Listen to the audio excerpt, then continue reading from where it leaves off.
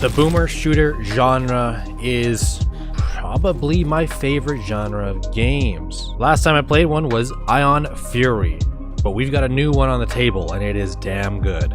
This is Project Warlock. Don't go away.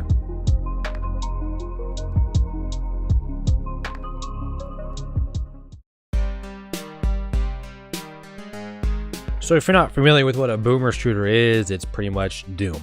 Basically, any game that looks like this is now classified as a boomer shooter. And really, in the modern day, it's really only indie developers doing this. I cannot name a AAA game that came out that was a boomer shooter. And if you're familiar with how I do my reviews, usually the story goes first, but honestly, has there ever been a great story in a boomer shooter? Unlikely. Because the only thing I know about the story is that it's this guy who just continues killing things while traveling through these different worlds and ends up killing pretty much Satan in the end and sits on his throne. That's all there is. But the more important thing is the gameplay, and for here, you are mindlessly sprinting through levels, pulling the trigger at any demon or monster you see. Now, it is pretty hard to screw up the boomer shooter genre because it is so simple. Mindlessly running through levels, shooting any demon or monster you see is exactly what you do over and over and over again. And it is a fun gameplay loop.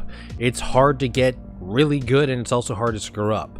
One of the many reasons why I think this game actually does really well is the guns. You have your only melee weapon, which is the axe, then you move on to stuff like the pistol, shotgun, double barrel shotgun, a TMP-like machine gun, death machine, dynamite, rocket launcher, and then your laser weapons. You have a flamethrower. And I know that this isn't the only game to have a double barrel or a death machine, but the cool thing here is the upgrade system. Each gun has one of two unlockables. Once you select one, the other is locked. And this isn't like a damage upgrade or a reload upgrade or capacity upgrade for said weapon. This is changing the way the weapon works. Turning the pistol into a magnum, doubling its damage and doubling its ammo use. Choosing to turn the death machine into a super death machine with no delay on firing, or turning it into a auto turret is a tough choice. My favorite upgrade though has to be the flamethrower.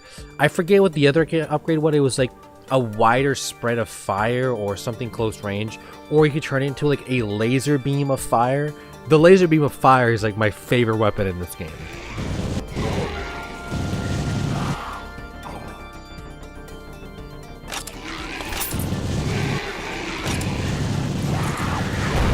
Another one is having no reload on the shotgun permanently, so you can rapid fire auto speed that thing.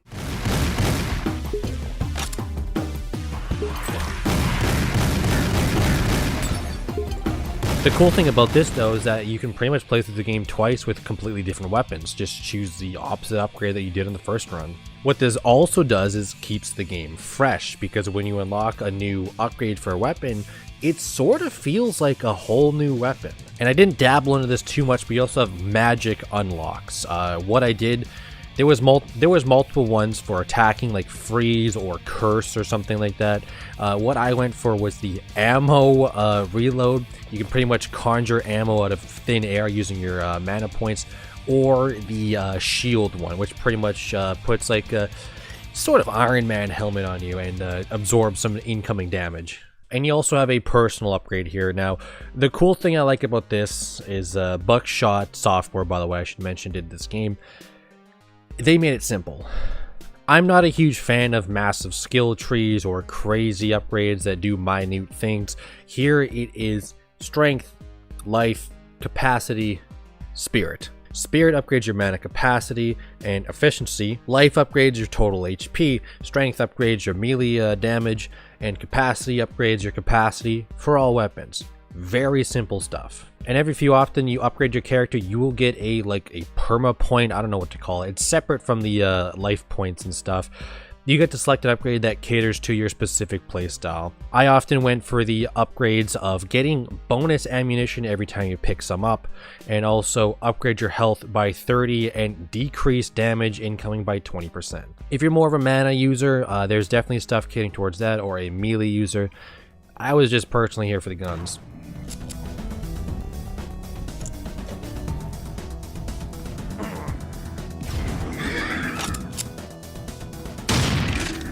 Level design here, importantly, is crisp, clean, quick. If you're not going to go the Hexen route of having like a overarching theme and story to the world, you gotta make it quick, because if you're doing this game level by level and you make it long or confusing or easy to get lost in, that can become frustrating for the player. Luckily, not the case here at all. At the end of each area is the boss fight, and they feel like boss fights. Thumbs up to that. Another big thumbs up is each level comes with 3 to maybe 9 secrets, and these are perfectly implemented. Some secrets in games are completely obvious, and some of them are completely hidden.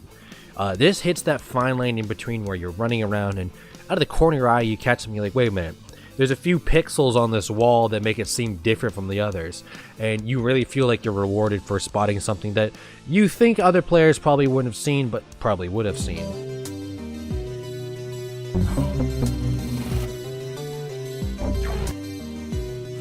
Moving on to the category that I am excited to talk about, presentation here. You can tell that the effort was put in across the board. Everything about this game, audio-wise, visually, impresses me. First off, customization of how the game looks. You can add in your own retro shaders. You can make it look like an old monitor or an old LCD TV. CRT TV was my favorite one to use from time to time. You had shaders on top of that. You had customizable FOV, even on console, which is impressive. I swear that's not added in these days. Head bob can be customization, which I was a fan of, so I added that in. You can customize some of the light with the bloom. Just so much customization, even on console. PS4 is where I played. Insane. The HUD was simple yet unique to the game. Lighting effects was impressive. Enemy design and sound effects on top of that. I mean, just on the first level, listen to this.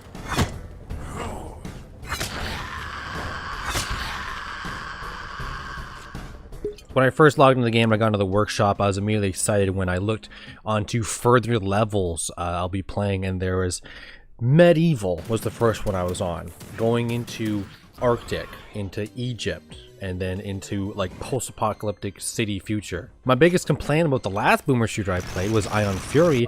All the levels look the same, and here it's the complete opposite.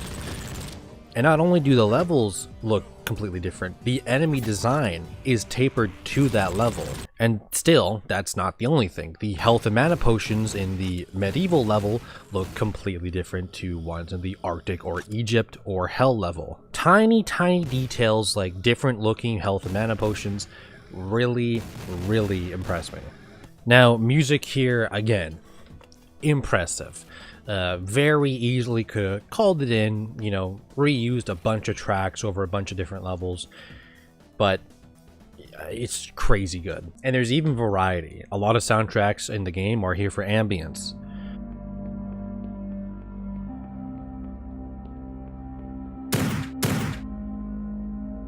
Some are even here for horror.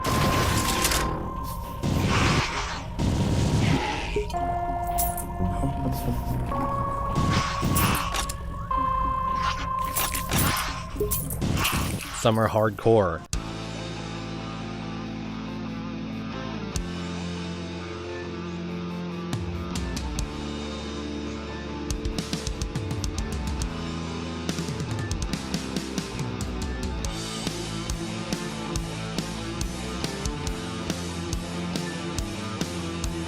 I've said it a million times, and I'll say it again.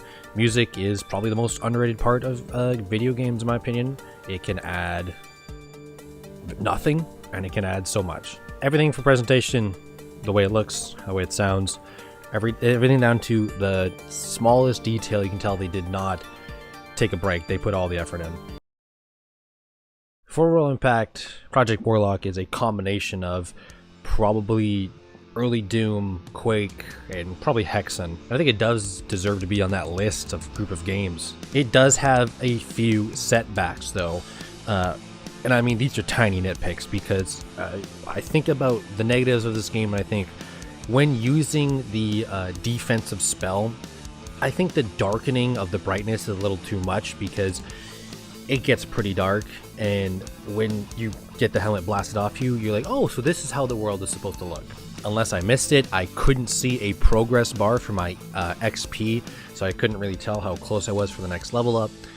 Really not that important though. And something that actually did play a big part of my gameplay was switches don't come back down. Like when you click a switch for an elevator and it rises up, it doesn't come back down. Which means on 2 different occasions, I clicked the switch and backed up, assuming it's just a normal switch, opening a door somewhere else. It was actually an elevator. So when I click it back up, the elevator went up, never came back down. The only way to fix this is to restart the entire level. I also clipped through the map twice on elevators, so I had 4 restarts here on like an 8-hour game. But like I said in the beginning, it's really hard to completely screw up a boomer shooter. It is such an uncomplicated genre of games. How could you screw one up? You really can't. You really only get, if you really aren't putting in any effort, it's gonna come out like a mediocre game. And on the other end of the stick, it's also really hard to take it from an average game to a super good one, because what do? There's not much you can do. But the developers over at Buckshot Software really put the tiny details into importance. Sure, the gameplay loop here is the same as almost every other boomer shooter, but the small details in the weapon upgrade system, the small visual details, the horrifying sound effects of enemies, the crisp, clean, and quick level design, finding secrets is satisfying.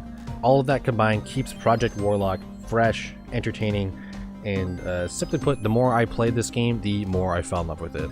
9.3 out of 10.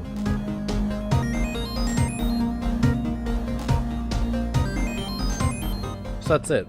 Project Warlock is down. If there is any other boomer shooter out there that isn't Ion Fury or Project Warlock, on consoles I will say, because I don't have a great way to play on PC, which is where the majority of them are, then let me know. But for now, it is back to Assassin's Creed with, I think Assassin's Creed Rogue is the next one. Either that or Syndicate. Either way, I'm going back to Assassin's Creed. But for now, I'm your host, Saver Planet Entertainment. I hope you enjoy this review. Peace out.